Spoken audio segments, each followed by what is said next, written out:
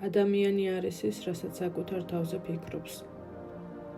არა ის, რასაც სხვები ამბობენ მასზე, არა ის, რაც ოდესღაც მოხდა მის ცხოვრებაში, არამედ ის, რასაც ყოველდღიურად იმეორებს საკუთარ გონებაში. ადამიანის აზრები ქმნის მის შინაგან იდენტობას, ხოლო შინაგანი იდენტობა ნელ-ნელა აყალიბებს მის ცხოვრებას. სამყარო ადამიანის შინაგანი მდგომარეობის ანარეგლია. სამყარო მხოლოდ გარეგანი გარემო არ არის. ის არის ადამიანის შინაგანი მდგომარეობის ანარეგლი, რაც ადამიანს შიგნით აქვს, ის გარკვეული ფორმით გაეჩნდება. თუ შინაგანად არის შიში, ადამიანი ხშირად ხვდება ისეთ სიტუაციებში, სადაც შფოთვა ძლიერდება. თუ შინაგანად არის სიმშვიდე, ცხოვრება უფრო ჰარმონიულად ვითარდება. თუ შინაგანად არის რწმენა, ჩნდება შესაძლებლობები. გარე სამყარო ხშირად პასუხობს იმ მდგომარეობას, რომელსაც ადამიანი საკუთარ გონებაში ატარებს. რასაც ადამიანი წარმოიდგენს, ის იწყებს ფორმირებას. წარმოსახვა ერთ-ერთი ყველაზე ძლიერი ძალაა. როდესაც ადამიანი მუდმივად წარმოიდგენს გარკვეულ სურათს, ეს სურათი ნელ-ნელა ილეგება ქვეცნობიერებაში. ქვეცნობიერი ვერ არჩევს, რა არის რეალური და რა წარმოსახული.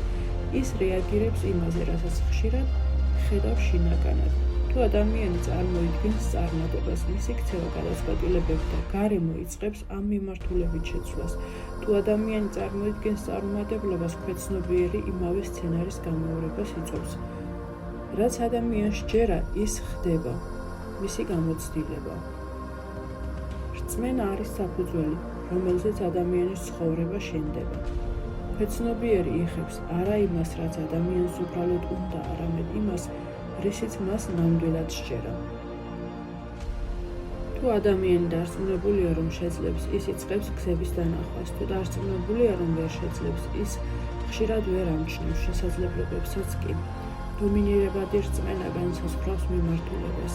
გრძნობა ქმნის რეალობას. ყველაზე ძლიერი გავლენა აქვს გრძნობას. აზრი იწყებს პროცესს, მაგრამ გრძნობა აძლევს მას ძალას. რაც ძლიერად იგრძნობა, ის ყველაზე ღრმად იბეჭდება ქვეცნობიერებაში და რაც ქვეცნობიერებაში ჩაიბეჭდა, ის დროთა განმავლობაში ვლინდება მოვლენების, გამოცდილებების და სიტუაციების სახით. თუ ადამიანი ხშირად გრძნობს სიმშვიდეს, მის ცხოვრებაში იზრდება სტაბილურობა.